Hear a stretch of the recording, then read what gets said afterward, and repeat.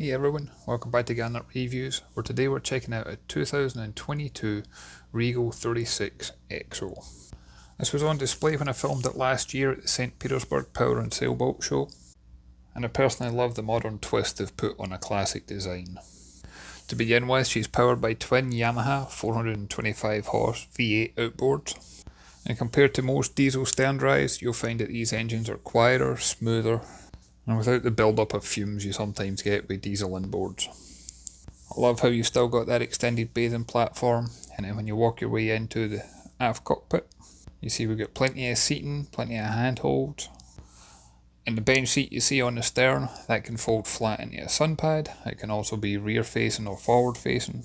There is storage underneath the seats. And if I pan back round, you can see we've got drink holders on either side.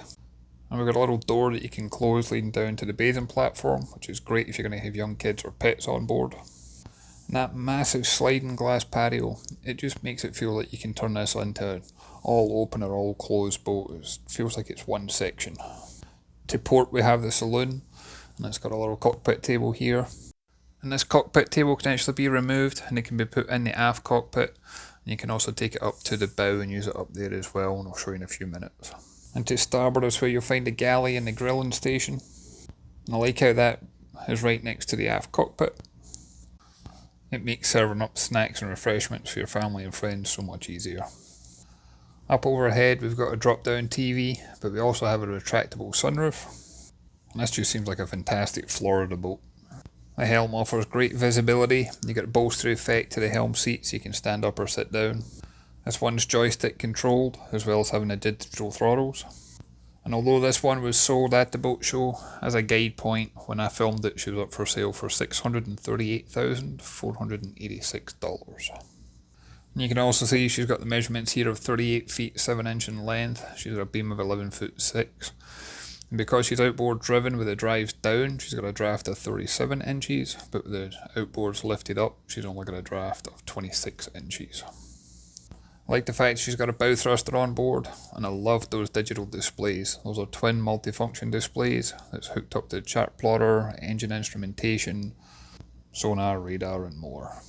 What I wasn't expecting from this boat when I stepped on board was how easy it was to get up to the bow, and it's almost got a bow rider effect to it, even although there's accommodation down below. This just makes it extremely safe for family cruising.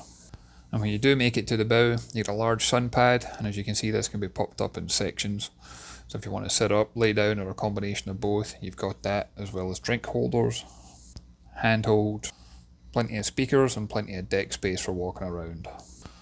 This one's got a cruising package, so it does come with an electric windlass. It can be operated at the bow or it can be operated at the helm.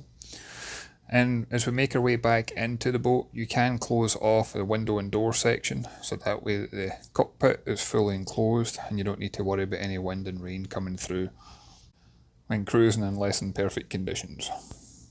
As we make our way into the cockpit, you can see all the seating again, and I love the fact that it's got the bolster effect and just as much comfort and luxury in general. This would make a great weekend cruiser for someone. And speaking of weekend cruising, despite having that bow rider effect, if we go down a few short steps, there is lower accommodation on board. I liked the amount of headroom that was down here. I'm 6'2" and I didn't have any issues.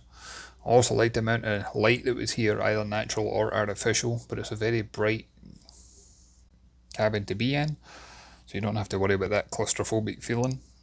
You got a TV mounted on the bulkhead. We also have hanging locker space, and there's storage drawers underneath the bed itself. We also have a really nicely designed and finished heads compartment. And there's a ton of room in here that you could actually enjoy and use that shower.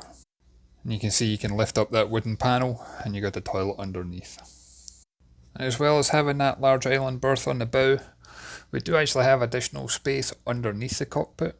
And this is kind of doubles up where it's a little bit like a saloon, but it's also got the ability where it can be a double berth, or it can be used as a twin berth. There's infill cushions that you can fill in the gap. As you can see, we've got more storage options, but we've also got a microwave oven in here. And of course this entire section's all fully air conditioned. And as I make my way out the accommodation, you can see that this one's got the cockpit seagrass mat. I really like this design. It means it's easy to remove, so if you do need to clean it at any point in time, it's far easier to do than if it was built into the deck. Once again, I'd love to hear your thoughts and comments on this one. If you could leave a comment down below. If you haven't done so already, please hit the like and subscribe button. It really does make a difference and help the channel grow. I hope you've enjoyed this video, and as always I look forward to catching you on the next one. Thanks everyone.